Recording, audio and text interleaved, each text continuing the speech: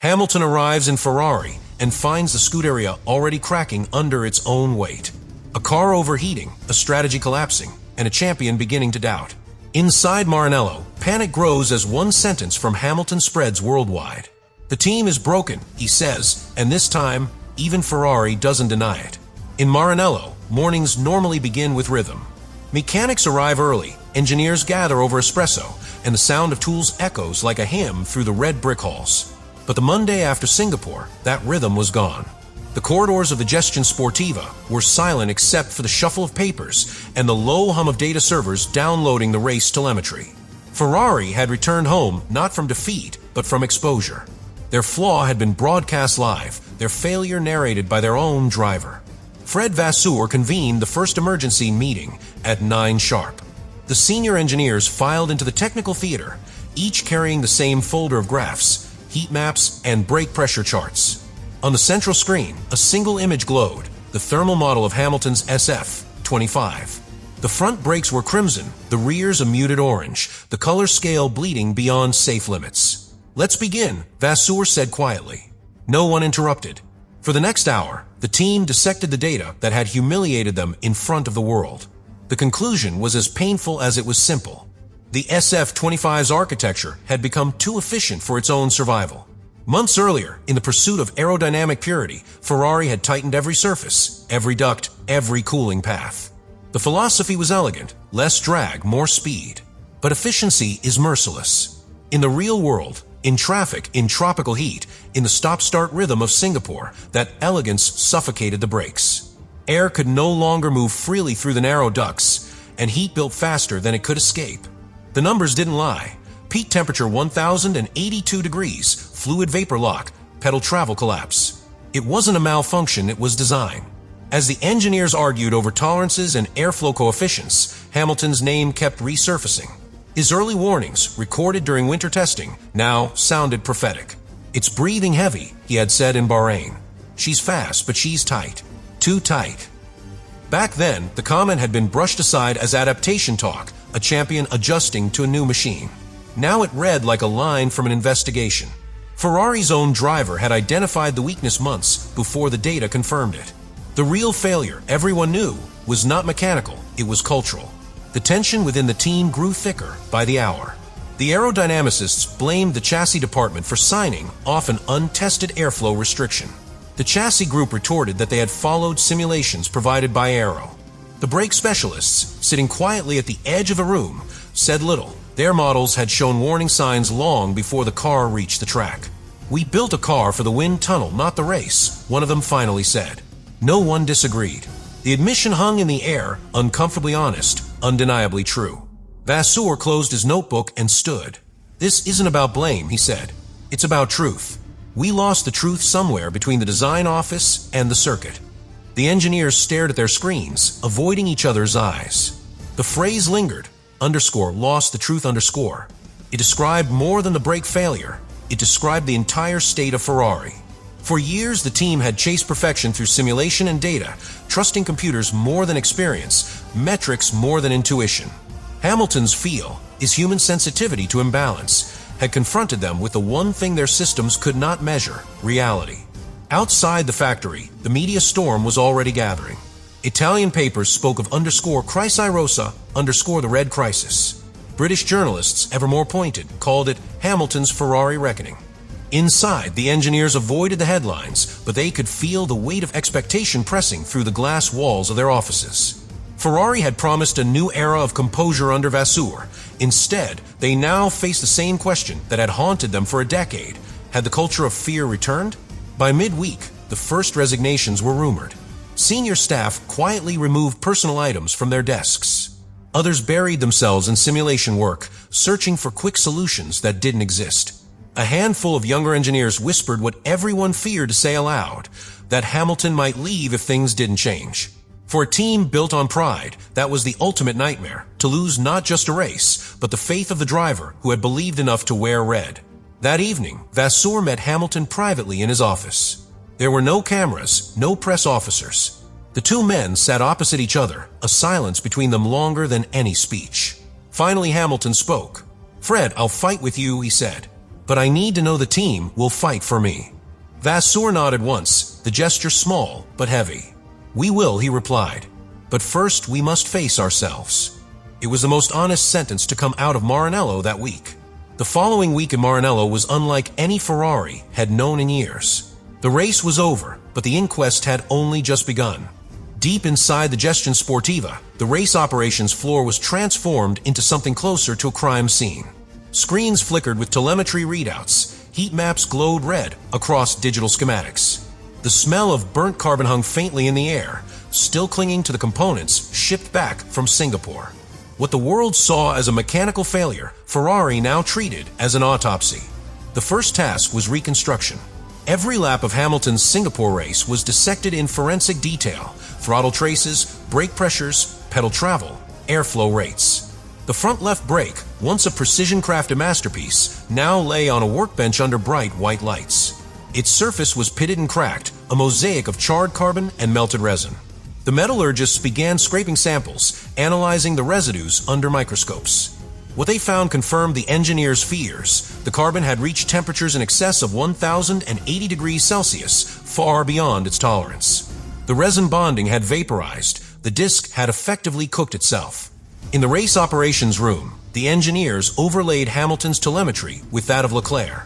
The patterns were identical. Both cars showed the same rising heat curve and the same collapse in hydraulic pressure. "It's systemic," said Simone Resta quietly, staring at the graph. "It's not the driver. It's the design." Around the table, no one argued. The data was as merciless as mathematics always is. The SF-25 had suffocated its own brakes, not through malfunction, but through intent, the consequence of a philosophy that prized aerodynamic purity above thermal resilience. Ferrari's aerodynamic department, once the pride of the factory, was suddenly under scrutiny. Their models had promised performance gains through narrower brake ducts and tighter bodywork, an idea that had worked beautifully in simulations and in wind tunnels. But those tests, like all controlled environments, lacked the messiness of reality. Dirty air, debris, humidity, the heat-soaked stop-start rhythm of Singapore. In isolation, the car was efficient.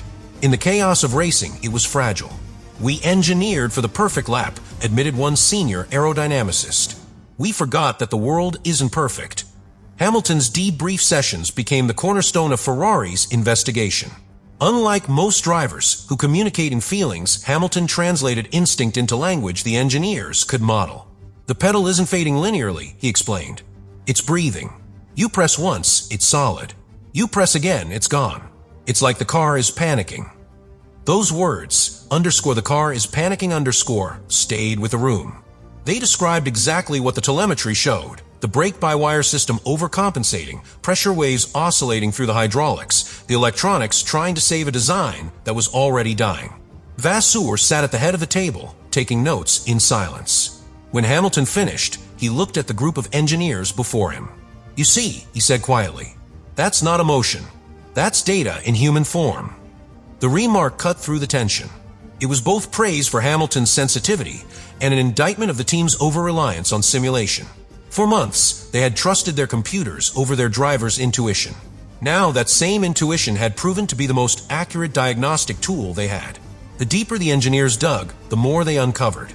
The brake ducts weren't just too narrow, they were shaped in a way that redirected airflow away from the inner discs at low speeds. In high-speed circuits, where cooling came naturally, the design worked flawlessly. But at Singapore's average speed of just 160 kilometers per hour, the airflow separation caused pockets of stagnant air. Heat built up, trapped like steam inside a sealed chamber. The SF-25 was, quite literally, suffocating itself.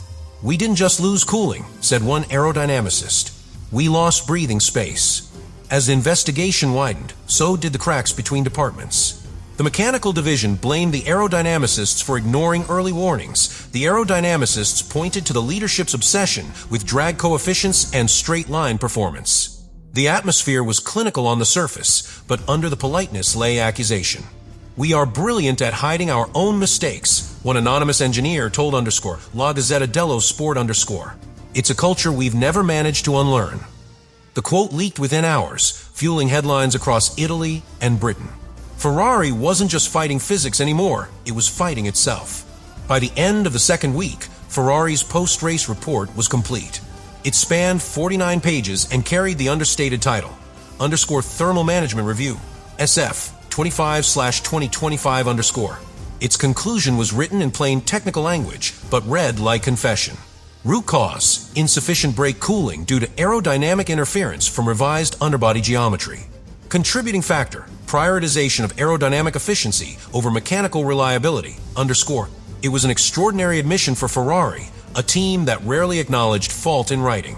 The document was classified, circulated only to senior staff and Hamilton himself. He read it silently, nodding at each paragraph. "It's not just the car," he said finally. "It's how the team thinks.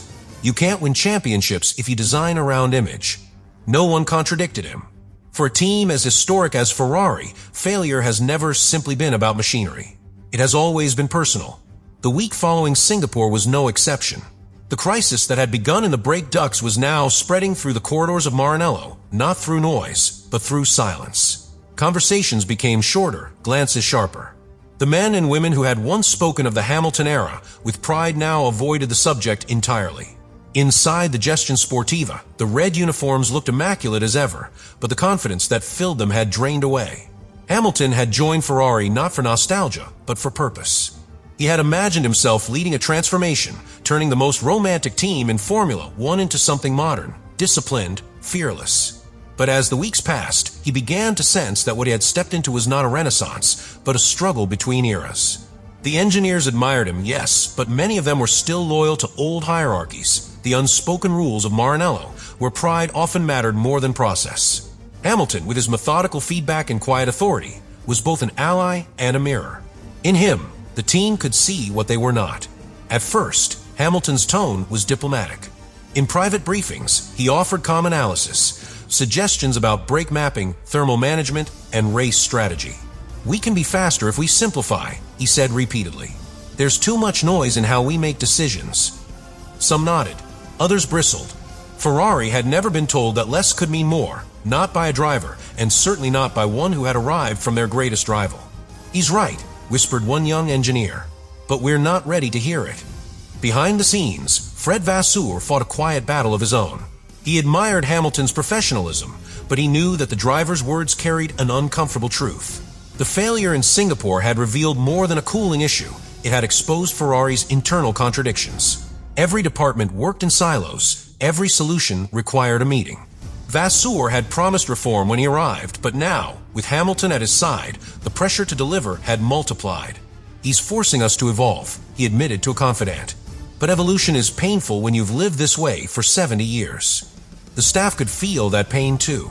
In the canteen, rumors circulated like exhaust fumes. Some said Hamilton was demanding changes to personnel. Others claimed he had refused to participate in certain promotional events, insisting the team fix its problems first.